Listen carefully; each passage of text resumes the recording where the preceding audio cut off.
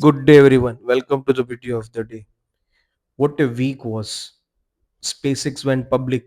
Iran and the US moved toward a peace deal. The ECB hike raised for the first time since 2023.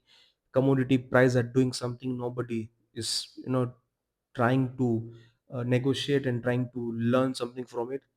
Next few minutes would be that everything moved toward the market and few charts which we need to look going into the next week. Let's start.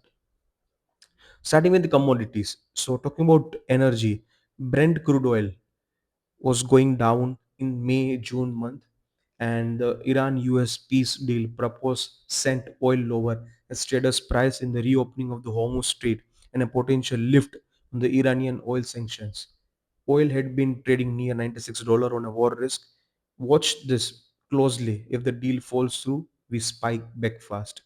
Next would be metals. So the World Bank confirmed overly commodity prices are forecast to rise to 16% in 2026 left, driven by energy and metals. And the price of metals rose to 3.7% approx in May alone. Copper, uranium, silver, everything we covered last week are all moving in the right direction.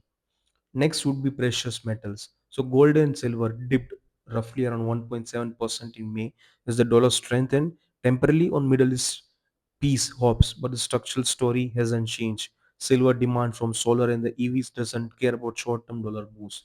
So the number to remember that World Bank says that energy price surged to 24% this year, the highest since Russia invaded Ukraine in 2022. Your energy bills and your energy stocks are both telling you the same thing. So, three geopolitical stories that moved the market previous week. The first, obviously, would be Iran and US. A proposed peace deal surfaced that would reopen the Strait of Hormuz and will lift the oil sanctions. Market responded immediately. Luxury stocks spike up to 5% of oil fell and the risk appetite returned. Iran stopped strikes on Israel. S&P 500 closed higher. This is not result, but the direction of travel also matters.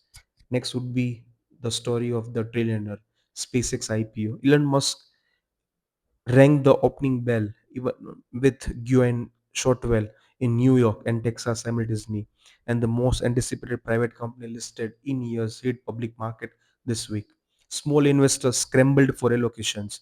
Valuation debate is fierce, but the signal is very clear. Private AI and space infrastructure is going public. Third would be US China tech war. The export control battle continued. Restrictions on semiconductors to China expanded further by coming weeks, hitting South Korean and Taiwanese tech stocks. Seoul fall over 5% as AI linked chips name dropped. This is a slow burn story under everything else. Now let's do some quick currency check. Something like dollar strengthened on Iran peace hopes and reduced rate cut expectations. Also, the bond market is now pricing in delay to Fed rate cuts after inflation data came in streaker than expected. Foreign holdings of US Treasuries hit a record of 9.5 trillion in quarter one. Demanded for dollar remains structurally strong despite all the de-dollarization talks. Next would be euro. So ECB raised rates for the first time since September 2023. Eurozone inflation running at 3.2%, Netherlands at 3.5%, Euro GDP growth revised down to just 0.8% for 2026. Weak the growth, rising rates, a difficult combination for European equities. And the third would be Gulf investors. AED/USD peg holds firm. Dollar strength actually works in the favor when buying commodities priced in dollars, and the purchasing power is protected while other emerging market currencies fell the squeeze. So that was the week. Commodities are rising, geopolitical shifting, currency moving, and one binary trade sitting right in the middle of it all. This week on the channel, we covered copper, uranium, silver, sovereign wealth funds, and the OpenAI Gulf deal. If you missed any of this, they all are there in the channel. Make sure to watch it. Next week would be coming with new topics, fresh data, and with the same format. Make sure to like the video, share it with your friends, family, and colleagues too. Subscribe if this was useful for you.